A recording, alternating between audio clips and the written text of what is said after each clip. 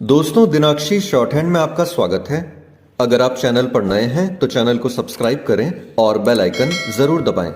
इस डिक्टेशन की advance outlines और वाक्यांश आप हमारे पेड बैच से प्राप्त कर सकते हैं। हमारे पेड बैच में आपको प्रतिदिन सभी डिक्टेशंस की एडवांस आउटलाइंस और वाक्यांश दिए जाते हैं। हमारे पेड बैच के बारे में संपूर्ण जानकारी प्राप्त करने के लिए और हमारे बैच को ज्वाइन करने के लिए आप डिस्क्रिप्शन बॉक्स में दिए गए मोबाइल नंबर पर व्हाट्सएप कर सकते हैं। इस डिक्टेशन की डेमो आउटलाइंस आप हमारे टेलीग्राम ग्रुप से प्राप्त कर सकते हैं। तो चलिए डिक्टेशन को स्टार्ट करते हैं। डिक्टेशन 5 सेकंड बाद स्टार्ट होगी। Ready, start. सुप्रीम कोर्ट की ओर से नोटबंदी के फैसले को वैध करार दिया जाना केंद्र सरकार के लिए एक बड़ी जीत जैसा है।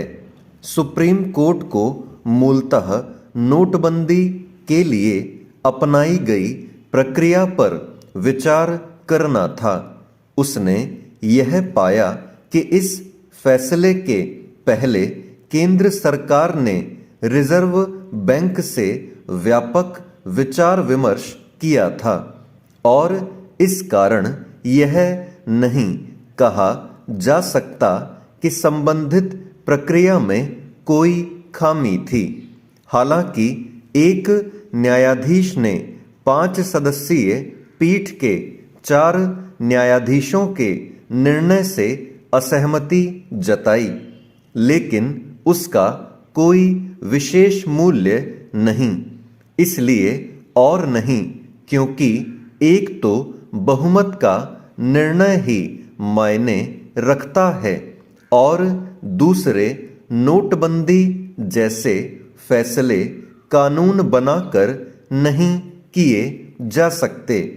निसंदेह नोटबंदी का फैसला एक बड़ा और कड़ा फैसला था। यह एक फैसला था जिसने हर किसी को प्रभावित किया था। सुप्रीम कोर्ट ने यह सही कहा कि किसी फैसले को केवल इसलिए गलत नहीं ठहराया जा सकता क्योंकि वह सरकार ने लिया है। विडंबना यह है कि कुछ विपक्षी दलों ने सरकार के हर फैसले का विरोध करने को अपना एक सूत्रीय कार्यक्रम बना लिया है। ऐसा ही रवैया अन्य लोगों ने भी अपना लिया है। इससे समझा जा सकता है कि नोटबंदी के फैसले के खिलाफ 50 से अधिक याचिकाएं दायर की गईं। इसमें संदेह है कि नोटबंदी के फैसले पर सुप्रीम कोर्ट के निर्णय के बाद सरकार के हर फैसले का अंध विरोध करने और सुप्रीम कोर्ट का दरवाजा खटखटाने वाले हतोत्साहित होंगे, लेकिन इसकी अनदेखी नहीं की जा सकती कि सुप्रीम कोर्ट के इस निर्णय का एक सीमित और वह भी अकादमिक महत्व ही है। आखिर जो फैसला 6 वर्ष पूर्व लिया गया और जिसके अच्छे बुरे परिणाम सामने आ चुके हैं, उस पर सुप्रीम कोर्ट की संविधान पीठ की ओर से विचार किया जाना कितना सार्थक है। नोटबंदी पर सुप्रीम कोर्ट के निर्णय के बाद विपक्ष का निहत्था होना स्वाभाविक है। इसके बाद भी वह नोटबंदी के असर की अपनी तरह व्याख्या करता रहेगा। इसके साथ ही यह बहस भी चलती रहेगी कि नोटबंदी के जो उद्देश्य थे वे कितने पूरे हुए, कितने नहीं। इस प्रश्न पर सरकार को भी चिंतन मनन करना होगा, क्योंकि जिन उद्देश्यों को लेकर 500 और 1000 रुपए के नोटों को चलन से बाहर करने का फैसला लिया गया वे सभी सही तरह पूरे नहीं हुए। यह सही है कि टैक्स चोरी पर एक हद तक लगाम लगी और फौरी तौर पर काले धन वालों को झटका लगा, लेकिन यह नहीं कहा जा सकता कि भ्रष्टाचार पर अंकुश लगा। उचित यह होगा कि रिजर्व बैंक के साथ सरकार इस पर विचार करे कि वे सभी उद्देश्य कैसे पूरे हों जो नोटबंदी को लेकर तय किए गए थे। नोटबंदी से जो अनुभव मिले उनसे भविष्य के लिए सीख भी ली जानी चाहिए। चेंज। बिहार में नगर निकाय के चुनाव संपन्न हो गए हैं।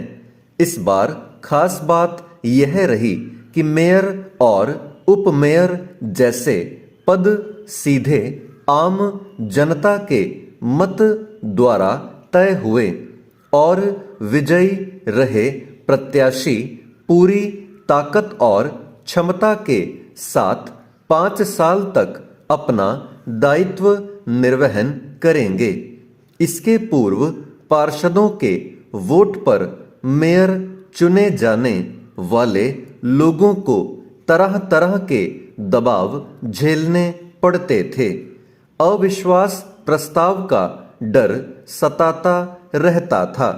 दरअसल अब ऐसे मामले बढ़ गए थे जब निजी स्वार्थ से पार्षद अविश्वास प्रस्ताव लाते थे और सत्ता बदल जाती थी।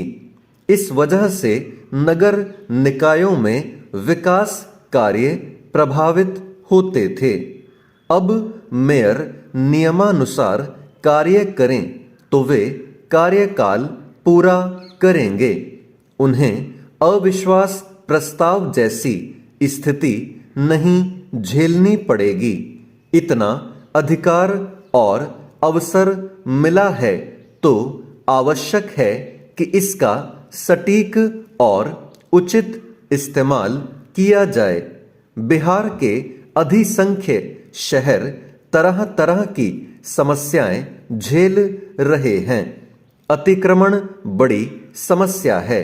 सफाई को लेकर थोड़ी जागरूकता आई है, लेकिन अभी भी कई इलाकों में नालियां खुले में बहती पाई जाती हैं। बड़े बड़े शहर मच्छरों के प्रकोप और दुर्गंध जैसी दिक्कतें झेल रहे। शहर के विकास और नागरिक सुविधाओं की बेहतरी के लिए जरूरी है कि नवनिर्वाचित महापौर और उप महापौर पार्षद नए ढंग से सोचें।